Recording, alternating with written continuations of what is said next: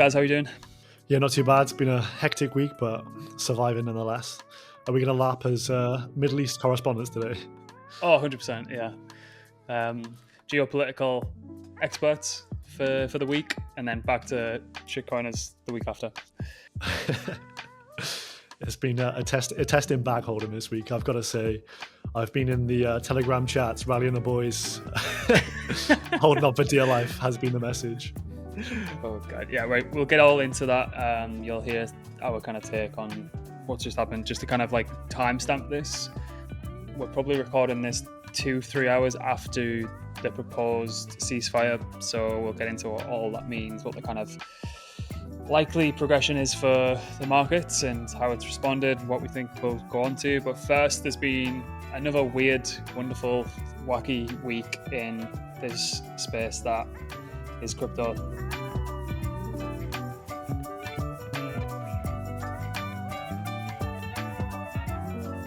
A couple of headlines that we'll blast through. We'll get stuck into a few of these as we go on, but yeah, we're going to be having a brief look at what's happened in the news in the past week. So Reddit is looking to use Sam Altman's eyeball scanner to kind of verify that users are real. And if anyone's following the Big Machines newsletter, which is our, I suppose, AI sister company, we covered a story on this a couple of weeks back where this company had been testing like AI bots in Reddit, and nobody knew for months and months and months. And it started getting like into like people's real personal stories and figuring out an awful lot about them. And I think this is probably in response to that, because it went totally undetected. And if anyone who uses Reddit realizes that it's a pretty tough nut to crack. It's quite if you're on the inside, it's good, but like in certain like subreddits, it's quite hard to actually break through. That's why I think a lot of crypto teams don't put a lot of time and effort in over there. But yeah, Sammy Altman looking to kind of scan people's irises to make sure that they're correct, they're legit over there. Tether's Paolo unveils PearPass, an open source password manager, after the quite frankly absurd amount of password leaks that have been going on this week. If you haven't changed your passwords, any of your password managers, go and do it now. Like I know you see a lot of password manager leaks, some more severe than others, but this one was serious. So immediately go and stop this, go do it now. So Circle stock, I think we're looking at it now 263. So continue to rip. I don't know who the underwriters were that priced this at like $30 a share, but RIP. Cointelegraph's website gets hacked to promote fraudulent token airdrop. I don't know who's personally reading that anyway, so they probably didn't make that much money. Vitalik says Ethereum L1 is the world ledger. Trump calls Powell a moron. Maybe he'll try and fire him when his term ends. Norway plans a temporary ban on power-intensive crypto mining. I wonder if they're going to do the same for large language models and AI training, but that's by the by. TikTok buying Trump tokens worth $300 million. And Senate greenlights the Genius stablecoin bill, making it the first major crypto first policy to win in the Senate. Big moves. Any one of those you want to double click on before we get stuck into it? Hello, just a quick break in transmission to say thanks to Heavy D, aka Darius, and the Vertex team for sponsoring the Blockmates podcast and making this show happen. Vertex is a lightning-fast order book DEX where you can trade spot, perps, and money markets with crazy levels of efficiency. No maker fees and deep cross-chain liquidity. Plus, it's rapid like a centralized exchange while being secure as a decentralized one. So you can stay on chain and not have to worry about KYC or anything like that. You can even stake Vertex and earn rewards if that's your thing. So give them some bang for the buck and go and check it out at vertexprotocol.com and enjoy the rest of the episode. Yeah, I think a couple of those stood out to me. I think the first one on Reddit, it's kind of like we had that first wave of pure AI slot bots on Twitter, and we had the brunt of that a few months back. And you're seeing that's kind of now just found itself into further corners of the internet. So obviously there's going to have to be a way we can get around, obviously, the amount of AI slop and verifying users over time. But this whole dystopian kind of trajectory we're on with scanning of irises really does make my skin crawl. Like, that in the wrong hands, like a data breach of that size, having your iris, then think about all the things that you're confirming with face recognition. Now it's pretty much every app I use. I know. They're just going to have wholesale usage of everything if it comes to that. So like, I'm kind of worried. And not only that, how old does it feel when you have to manually type it and you can't just can't just Do you remember face that? ID it. Do you remember the bank key you used to have, and you'd get like a code on a The little key? fob. Yeah, Yeah, my we've mum still got one uses here that. for like one of our local, like one of the local banks out in Asia. It's just like go back to the prehistoric ages, but yeah, it's wild.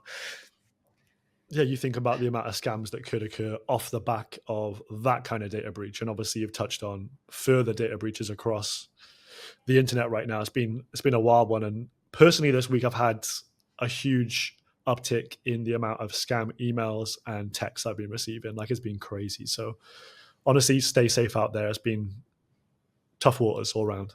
Just one that I will say, if anyone's like quite heavily active on Twitter, there is one that we've picked up on internally and kind of notified the full Blockmates team is you'll get an email saying your content is in breach of, I don't know, insensitivity laws or rules or whatever the fuck it is. And it'll show you an image of one of your tweets.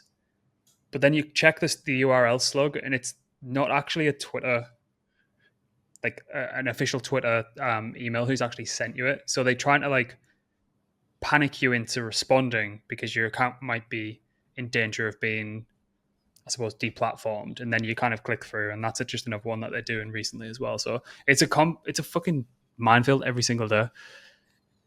But you think as crypto becomes more valuable, the incentives for the scammers are higher and higher, so they're getting more and more sophisticated. It is kind of troubling. You can see why people, rather than hold BTC on their own, stick it into like a BlackRock as an example. Like it makes sense from self-custody is pretty tricky for a lot of people. And what about Circle? Just continuing to rip. I think the FDV is 54, 55 bill I looked this morning, which is pretty insane. I think it was like 1/3 of tokens are kind of unlocked, or shares are unlocked, and there's quite a lot of low float, high FDV stuff going on here. But 54 billion, I was just like, this surely is alt season, is IPO season now, but surely there's got to be a re-rating of DeFi to come off the back of this. I can't really shake my bullishness for DeFi when you're seeing these kind of numbers be printed. And what do you get from holding Circle stock? Obviously, number go up technology currently, but there's going to be dividends off the back of this, is there? There's it's quite interesting because it's coming in close to I suppose the circulating supply and or market cap of USDC. Yeah, that's insane. Which is 61 billion. It surely has no right to be trading up there. Yeah, so I don't know. I've seen there's a team called Alkilma. I don't know how you pronounce it. It's a funny spelling, but they are actually creating a product where you can bet on, I suppose, on the underlying supply of USDC and USDT.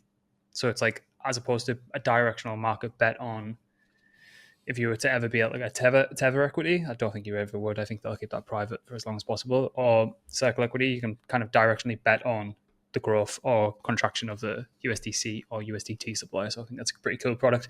But we'll move on because I've got a lot to get through. Right, so let's put our geopolitical lap hats on for a second. But I mean, it feels stupid not to kind of cover it because it's been probably one of the most volatile weeks, coming off the back of one of the least volatile times in the crypto markets, which is weird how these kind of things happen. But basically, the kind of flow of what's happened was the Israeli strike, then the Allied Nations strike, Trump's involvement, Strait of Hormuz closure, whether that's actually going to come into effect or not. China have already came out and said that it'd be very unbeneficial for that to happen. People are speculating on the impact on the oil markets, and you've seen crude continue to rip down there. Crypto markets had the knee jerk, but then as probably a few hours ago, we've kind of seen this ceasefire from both sides. Trump has came out and said both parties have reached out and now is the time for peace. Markets seem to like that, but then back and forth. I don't know who watch I suppose Fastwire news bulletins that everyone follows. I think the Polymarket team have Newswire, which is pretty good. You've kind of seen, which is a little bit concerning, that even after I don't want to say the bell and put it into boxing terms, but even after the ceasefire bell, there have been a few interactions back and forth. Because I don't know if it's lack of clarity or whatever, but if that does happen outside of it, we might be like in for a little bit more volatility. That's the old buzzer beater in the NBA, isn't it? A couple more rockets before the ceasefire occurs. But no, We already sent them before the bell. Yeah, exactly.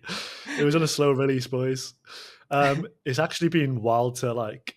It's been very much like forward in your seats kind of meme, and like been following this one because I think from last week it was in the ballpark of nothing ever really happens, but then things really did start to happen, and was in the awful predicament of having previously put more money in the prior week. So it's been a nervous one this week, watching things kind of go from bad to worse, but potentially having a resolution, which, you know, how long does that last for really? Could be obviously positive things coming off the back of this, but I think the way that these wars now take place has obviously changed quite a lot, and there's just so much on social media that it becomes even more easy to manipulate markets off the back of headlines. And you've got to be thinking that there's a lot of people trading this off of inside information and making absolute crazy amounts of money off of this. So yeah, it's been a tough week, like as a holder, but I think with this potentially coming to an end and a resolution, hopefully the Bitcoin kind of range at around 100K starts to get broken to the upside. As like there's been numerous positive catalysts, and this was obviously the huge kind of gray swan that reared its head, and hopefully it's over with now. We can only pray on that, really. What do you think of market position around this? Because it's been a crazy weekend. I mean, as I said, like this started at a period of extremely low volatility in crypto markets and equities. So there is this prediction market that happens every month called Nothing Ever Happens on Polymarket, and there was a guy who'd bet on like the outcome of no, so nothing ever happens to be factually correct at the end of every month, and I think he was up like a ridiculous amount of money. I think he's like in the low seven figures by betting continuously on nothing ever happening. So I hope he hasn't been. I need to look into like top holders. I hope he hasn't been carried out on a stretcher on this one, because like it was the first time that this has ever settled to yes.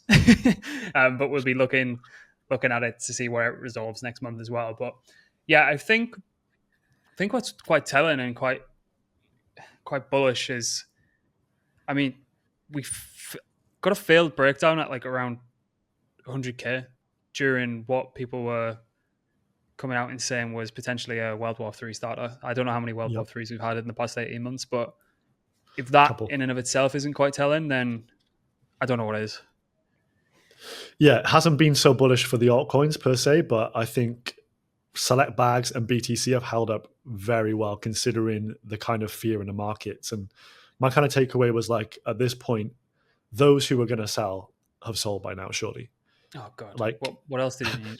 How many more lettuce hands are out there to actually sell from here? It's just like leverage driven from this point. Like, I can't imagine you holding your spot bags and then today being like, oh no, now's the time to sell. So I think we've had a huge shakeout here, and this should be a bit of a platform from which we can move higher from this point. But just hoping there's no more like crazy headlines to follow. But it seems that Trump kind of dominated things, didn't he? He's really like big dicked in a sense the Middle East here.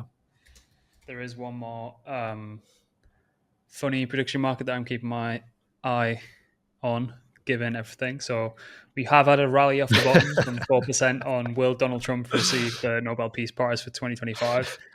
His argument is that he has brought Israel and Iran to the negotiation table to actually prevent any additional blood being shed, and a ceasefire is now active and in operation. So there has been a bit of a rally. We have topped out around 10%, but he seems to be very, very, like a dog with a bone with regards to this Nobel Peace Prize. So we'll have to see how this plays out.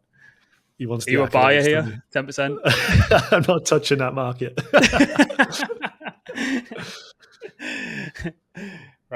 Right. Next up, we have... So we covered last week on a couple of breaches, and not to kind of like focus on doom and gloom, but I think it's like also our duty to bring up some of like the exploitation that's happening in the industry, in case if it saves one person's net worth, I think it's worth covering for like, even if it's like 5-10 minutes. So There's been another strange scam pop up, which Picks on Chain has covered. So basically, what the stories said, for those who are just kind of listening, insane story. Someone spun up dozens of fake accounts, all giving away free ledger wallets, actually shipped them out, sealed boxes, legit packaging, but pre-hacked firmware inside. Wallets got drained if you deposit over $500, 58,000 so far, all from the people that thinking they got lucky. Most giveaway accounts got suspended this week. New ones will likely reappear soon. Next time you see a giveaway, you know, and if it's from a cold wallet anywhere else from the official site, that's on you. Is this again what we said last week? Financial Darwinism. Yeah, the lemons are being taken out the back and shot at this point. But I think you just have to operate on the basis in crypto everything's a scam until proven otherwise. Like if you operate on any other plane than that, you're being very naive. Like most things are there to scam you. If it sounds too good to be true, it is. And this in the previous cycle was you send 1 ETH in, you get 2 ETH back. And a lot of people fell for that one. A lot of people were sending following those addresses, following those addresses on chain, and you're seeing people send their funds over to that, and you just think, well, there is obviously a lot of very, we'll say, low IQ behavior in the market. So whether the predators, kind of should have their payday off the back of this, it's hard to tell, but I think you just got to be super careful with everything that you do now. And it's beyond, there's obviously physical threat now within crypto, especially if you live in France. And then you've got online phishing attempts left, right, and center. It's very hard to see. Well, it's hard to see why people continue to come back, because a lot of people must get burned off the back of these things. And the people I think is the worst for is like your parents, like kind of generation now, like as crypto holders, probably use Coinbase as well, getting the scam emails, and I'm getting numerous phone calls from family. You can't even win with that as an option anymore, because you've just been completely doxxed, and probably 45 people are messaging every single day on like just SMS saying that they've got access to your Coinbase account. Now, please change your password. There's even like extortion ones where people are being sent an image of their house and saying, send the money or else, because they've got your address. So you just get a Google image, street view of said address, send it to the person email. That's probably got a high success rate. So just tread careful out there. It's crazy, crazy times. Yeah, and you wouldn't even like to think where it's going with, well, we're fucked anyway, because we've got a lot of voice data from all the podcasts and videos we've done. And like using something like 11 Labs now, you can automate AI generated phone calls using someone's voice. So if I ever ring you asking for a large transfer into my wallet, just we'll come up with some kind of secret phrase off if it's you phoning me asking for some Ethereum, I know it's definitely not you on that basis. Grant doesn't like. One would have to know what happens in that bar in Thailand one night. That could be our secret phrase. That was this week. That was a Zoom, wasn't it? One of some team member or other was invited onto a Zoom, and then they had no video, but the voice AI generated of his team members sounded legit. Download this Zoom instance, and then hot wallet's gone. So obviously hot wallets are a no-go for any sizable funds whatsoever, but yeah, things are getting smarter here. It's pretty worrying. Just don't use Zoom. Zoom's fucking shit. Like, just don't do it. So next one, we had this weird but wonderful community fork of Solana spin up called Gorbagangan. And it actually ripped for a short amount of time, and I totally seem to be interacting with it quite a lot. So Gabriel Shapiro, I don't know much about the guy, seem to follow him on Twitter, but they've basically spun it up. They've actually had like a considerable amount of transactions on the network. And it got me thinking, why would Tolly be interacting with and kind of like not endorsing, but as close to that as possible? Why would he be kind of entertaining this whatsoever? And I think what you're seeing is a couple of other SVM L1s, L2s kind of like spinning up now. So kind of saturating that space with as many of them as physically possible kind of commoditizes it a little bit, in my opinion. So that's what I think probably the second and third order thinking of that was. But anyway, I just thought it was quite funny that someone just forked Solana and started spinning up block explorers in Texas and shit. Yeah, Any some thoughts on 4D that one? chess there. Yeah, 4D chess potentially, as you're saying, but I did see this one pop up on Twitter, and then people were like, oh shit, it's actually got traction. Boys, it's actually got traction. It's gone to like 20, 30 mil here. I think people started to pile in a bit then, but it's pretty crazy how seamless it is to actually spin up even full networks at this point. Yeah, so moving on. So after $123 million settlement, Jump Crypto says, let's build, but crypto isn't convinced. So for any first cycle it now and went around last time around, Jump were similar to how everyone views Wintermute as like the big bad market maker in the space. Jump were very, very closely related to Alameda and FTX, and Jump were also one of the main benefactors of the UST DPEG. I think they made a huge amount of money from the Luna fallout.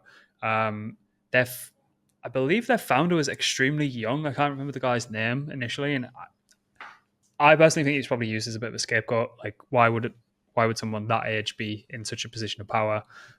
Usually kind of says that there's someone else higher above pulling the strings and he's a bit of a scapegoat. So, but they have kind of, they have settled and it looks like they're going to be back in action. New kind of regime happening in America, and Jump Crypto will be back. Colby quite rightly piling in on them there. So, hey, you missed, got paid billions to repeg Luna USD. So, but yeah, I don't think it's been seen in a positive light. I don't know who would actually, I suppose, buddy up to these guys to start market making their token. One thing you've also got to think about is Monad was spun out of Jump. Fire Dancer is a Jump product, technically. So the roots are deeply rooted within the industry, whether we like it or not. But will we see similar sorts of shenanigans moving forward? I think people were suggesting that the fact they've even reared their head, and then we had these mass liquidations over the weekend, as if they're back and they're at the same games again. But I don't think they're operating as of yet. But I kind of feel like this is the only industry in which you can have a reputation kind of go very far south and then come back and as if nothing happens. Like, people will probably forget about this in a couple of weeks' time, and if they're operating once again, people just don't seem to care anymore about these kind of things. So is it our duty to like bring these things back up and remind people like there are potentially bad guys within the industry or people who have been very much playing against retail to some huge sums there? Like, should we take the moral high ground? I think that's kind of like the ethics question around this, but you're not going to be able to stop them from operating, obviously. So yeah, Ed has reported during USD's collapse, which raised $45 billion in the crypto markets and triggered a cascade of losses throughout the crypto industry. Jump allegedly helped prop up UST with around 20 million in trades, while reportedly pulling in 1 billion in profits during the crisis, a move that hasn't sat well with many. So like, that's the definition of max extract, isn't it?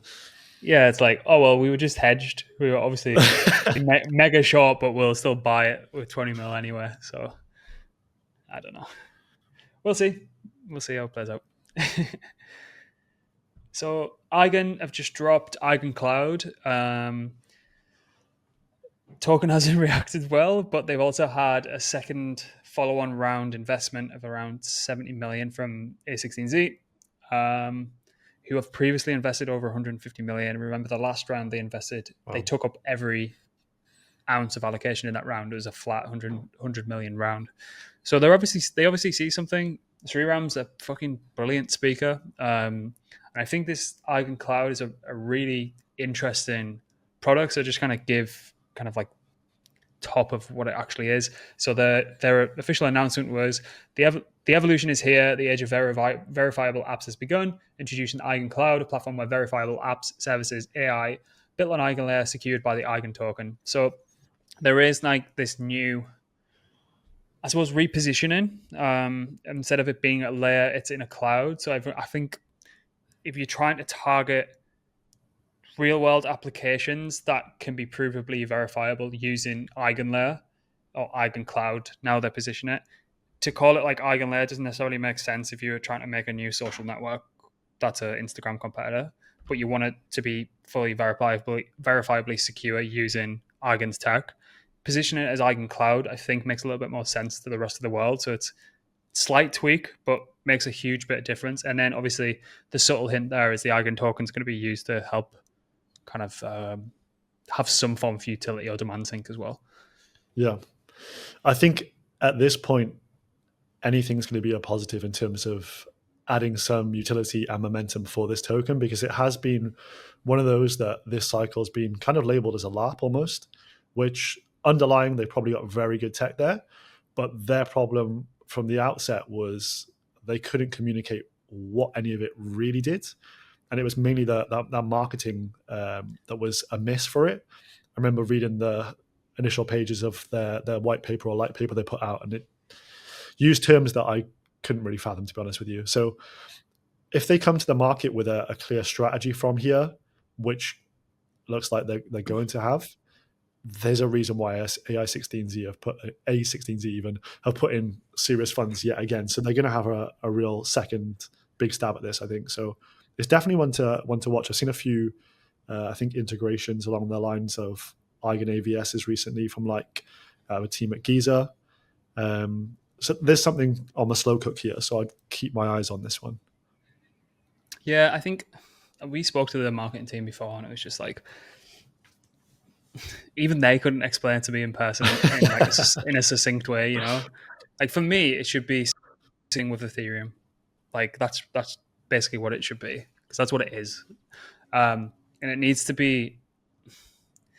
If they continue doing what they've done and expect different results, then that's just like the definition of an insanity. It needs to be clear, not clever. But maybe the EigenCloud is a push towards that. Maybe there's going to be a whole new branding, positioning, packaging, everything that comes with it. But as you say, that the light paper, the comms, everything that's built around it, it just feels verbose for the sake of being verbose. Like it doesn't need to be that. We appreciate that it's technically a brilliant product, but you don't need to like bludgeon people to death with like this ridiculous language that 3 people on the planet understand. Because you can explain it in like regular person terms. It's very, very easy to do that. Intersubjective work token, I think, was the definition given. No one could really wrap their head around it. So it was like initially bullish because it's so crazily outlandishly smart. Bullish, and everyone was like, what the F does this mean? And then token trend towards, gravity takes hold. Yeah, great down-only technology. But I'd like to see it do well, even if it's just for the fucking LPs, to be honest. So Solana's Jupiter DExT aggregator slams the brakes on governance, what's going on behind the scenes. So they basically came out and said, we're putting a pause on the DAO voting to focus on Jupiter and Jupiterverse. Jupiter Exchange stands at the edge of an inflection point. The window to define the future of DeFi is open, but it won't stay for long. Right now, we have the best product suite at Jupiter and the best community, blah, blah, blah, blah, blah. How many times do we need to say that thousands of unemployed individuals that hold a couple of your tokens usually isn't the best method to move one of the fastest moving products in the space forward? So I think it's the right decision, personally. But the floor is yours. Yeah, it's kind of like herding cats when you have many voices like that, obviously with a say and probably a couple thousand Jupiter staked from Genesis. There's obviously been quite a lot of pushback on this one, because people are now saying, well, what's the point of us being staked? We wanted to have our say. But it kind of feels like for Jupiter, we obviously had the Bybit, Byreal stuff come online in the last week in the news round. They're one of the teams that could be disrupted here. It has been the number one kind of like homepage on Sol, but they've had numerous like pushbacks, which have all been like internal problems that have leaked out. Like there's been a lack of trust and faith there. So I think they're one that could be disrupted. So they kind of have to get their house in order ASAP.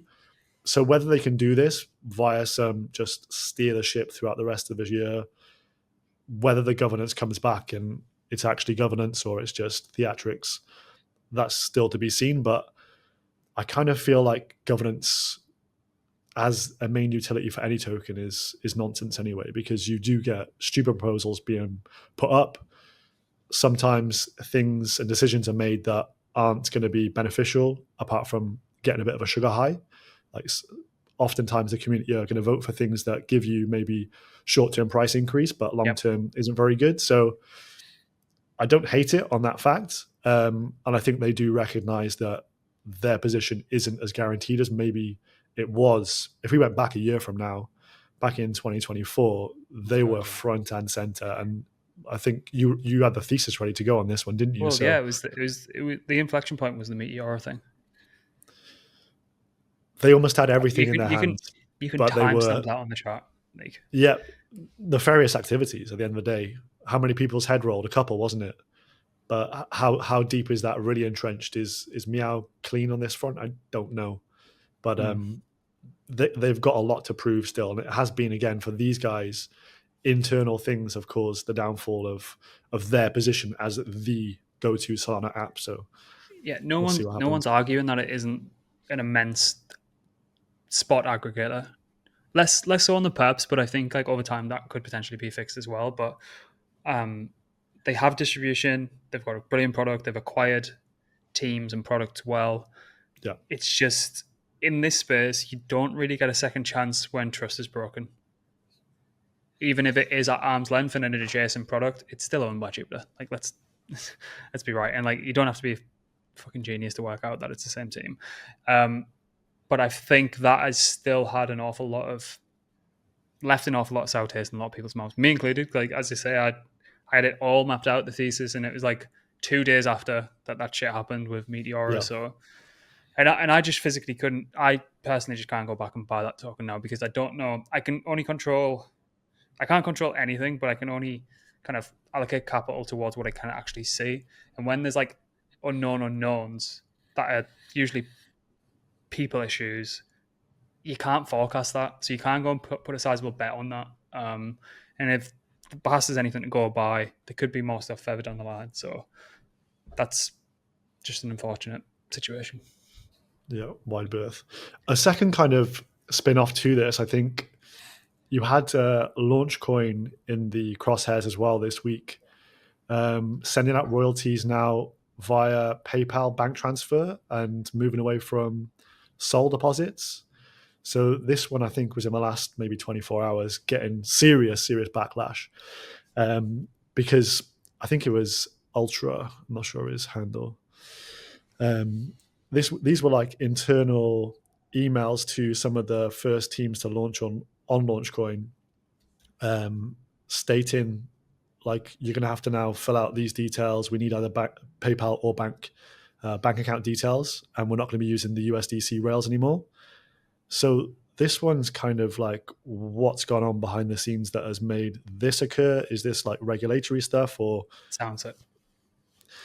And that's obviously not bullish. The fact that you've got funds leaving crypto rails, like obviously funds leaving the casino overall. But we are here to build on top of this crypto. This is 100% a regulatory KYC, KYB issue. Yeah. That isn't being... It'll come out in a few days, I guarantee it. Like, mark this point on this podcast, I guarantee. That's the only reason for that. Yeah, there was a large breakdown in price as well. Obviously, comes alongside what's happened with Middle East conflict. But, like, I think, yeah, people have got a tap on the shoulder here because there's some... The chart kind of lines up with the bad news. And this is like... This was kind of someone alerting Twitter, one of the founders, rather than... this wasn't directly tweeted out by Launchcoin themselves. What's Pasternak's response there? As mentioned, the original email, around 50 coins were impacted here. Since then, we've been able to resolve many of these cases on-chain. Apologies for the inconvenience. Doesn't make any sense. No smoke without fire. Yeah, how many times have we seen that? I seen... I shouldn't laugh, but people have